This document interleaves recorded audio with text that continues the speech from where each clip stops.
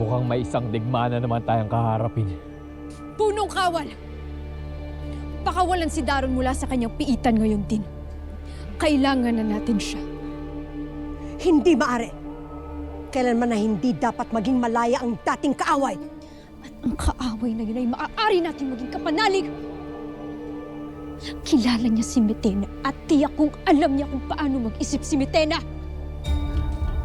Pinuntabon kailangan natin siya. Tama ang ate Lara. Ang panahon ngayon ay mapanganib. Kailangan natin ng tulong. Galing man ito sa kasangga o sa dating kaaway.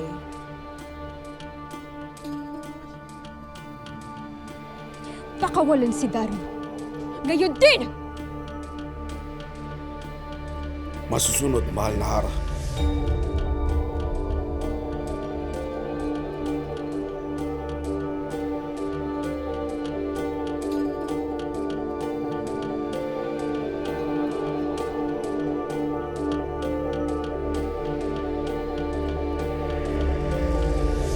Sinabi mo ba ang aking mga balak, Metena?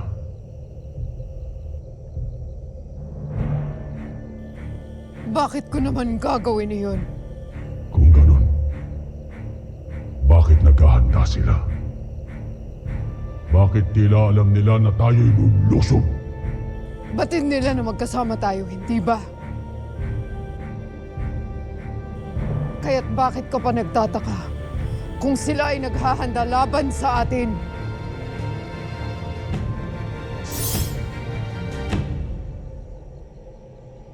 Ito ang tandaan mo, Metena. Huwag na huwag kang magkakamali na magtaksil sa akin.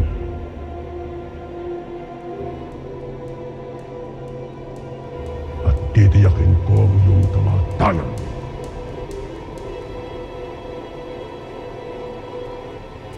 Nakahanda na ang lahat upang sugurin ang Hatoria, mahal na Panginoon. Hindi tayo sa Hatoria sasalakay, kundi sa Sapiro. Si Armea ang anak ni Alena ang nagbabantay doon sa 4 na kaharian. Sila ang pinakamahina. Sa Sapiro, tayo na.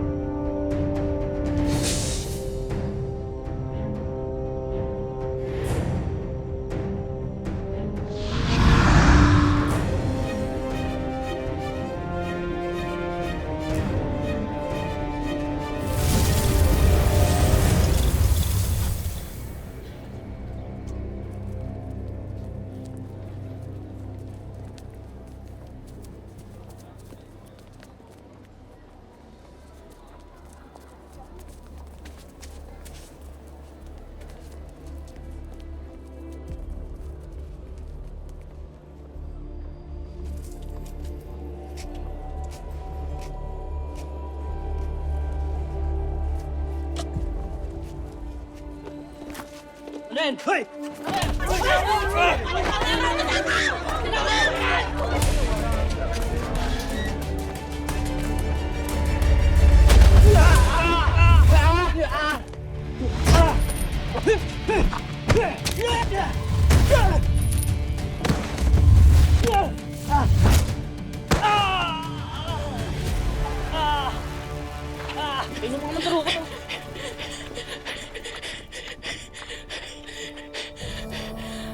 Akin yan!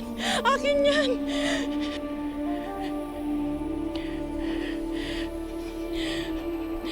Maraming salamat.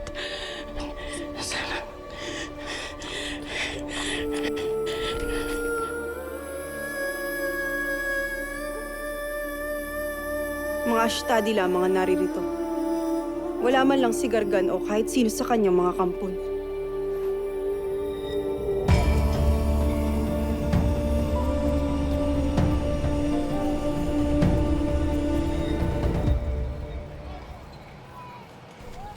Payapa ang paligid.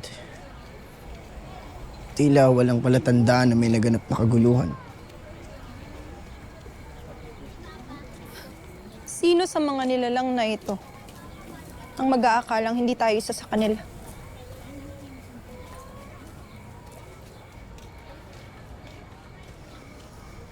Ako bukod tangi ka pa rin. May sinabi ka?